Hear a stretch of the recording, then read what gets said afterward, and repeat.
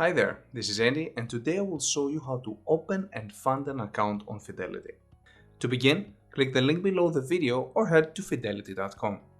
Once you're on the website, you can click Open an Account.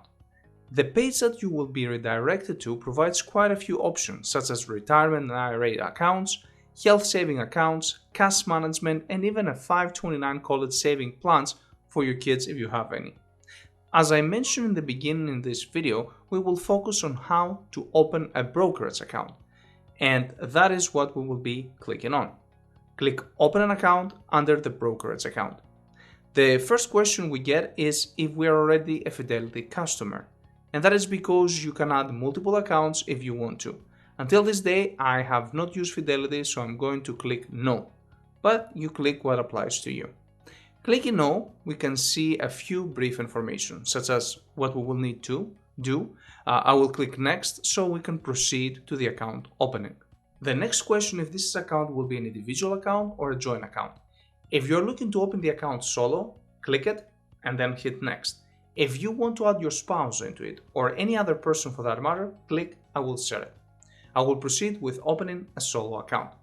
Now, please fill out your real information such as name, social security number, date of birth, email, phone number, and your address. Once you have filled out all this information properly, click Next. As this is a real account, I will add my own personal information as well and then proceed. Fidelity, as any other broker I have created an account on, is extremely interested on how I'm making a living. They collect data and that is something pretty standard among all the other platforms. Check your employment status, add your role and your employer's address, and please read the security and industry regulation questions carefully prior selecting None Apply, which I assume applies to the majority of you.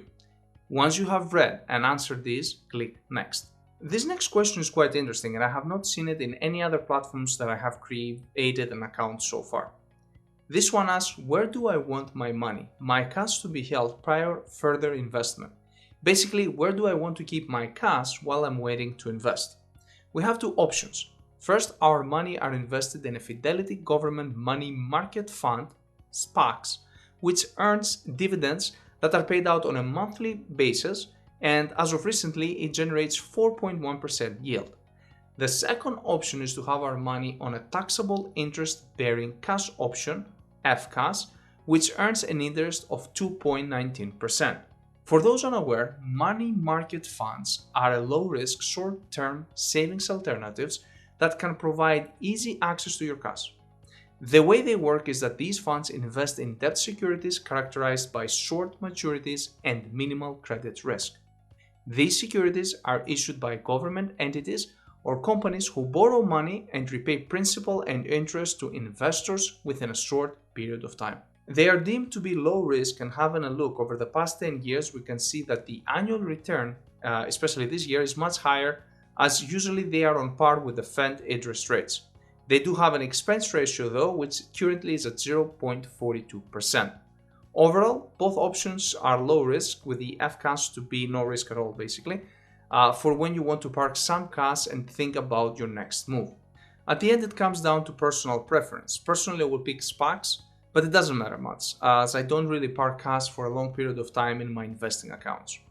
Once you make your decision, click Next, and so you can see a review of your information. Please go through them, and as this is your last opportunity to change a few things if you have made any type of mistakes. At the bottom of your screen, you will need to review agreements and disclosures and agree to their terms and conditions. Once ready, click Open Account. Great. You will get an account number. I'm hiding mine, by the way, but it's consisted of a letter and 8 numbers. It seems actually that I had an account with them in the past, perhaps through a third-party work. Anyway, click Next. Here you will have to verify your identity by providing once more your name, date of birth, and last 4 digits of your social security number. After you put your info, you will receive a text message with a code. You will have 30 minutes to add the code and click Submit. As I already had a username, I am only asked to enter a new password.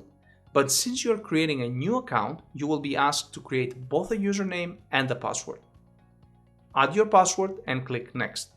Now you will be prompted to log into your account, add your credentials, and then you will be asked to provide once more a code. You have the option to disable that option by clicking Don't Ask Again in this device. I usually do that if I use my desktop. Click Submit when you're ready. Congrats! You have successfully created an account and you have logged into it. Now let's have a look on how we can fund the account. It's quite obvious that we need to click Add Funds. On the new window from the drop-down, you need to select how you will add funds to your account. You have three options: add an account, transfer your account to Fidelity, or transfer in through PayPal.